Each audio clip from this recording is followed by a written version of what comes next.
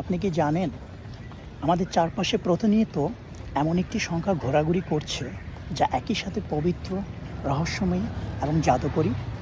হ্যাঁ, আমি সংখ্যা ৭-এর কথাই বলছি। রংধনুর ৭টি রং। পৃথিবীতে মহাদেশ সংখ্যায় ৭টি। এমনকি সঙ্গীতের মূল সুর সারেগামা পাধানি সংখ্যায়ও ৭টি।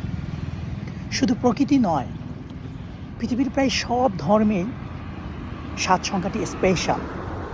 ইসলামে ৭টি আসমান, হিন্দু ধর্মে ৭ পাক আর সপ্তঋষি, এমনকি বাইবেলেও ৭ সংখ্যাটি বারবার এসেছে। আবার গণিতের ভাষায় ৭ একটি মৌলিক সংখ্যা, অর্থাৎ এটি ১ এবং ৭ ছাড়া অন্য কোনো সংখ্যা দ্বারা বিভাজ্য নয়। সপ্তাহে কেন ৭ দিন হলো? পৃথিবীর আশ্চর্যগুলোও সংখ্যায় কেন ৭টি? মনোবিজ্ঞানীদের মতে মানুষের মস্তিষ্ক একই সাথে ৭টি তথ্য খুব সহজে মনে রাখতে পারে। ৭ কি শুধু একটি সংখ্যা, নাকি মহাবিশ্বের গোপন কোনো কোড? আপনার পছন্দের সংখ্যা কোনটি? কমেন্টে জানান।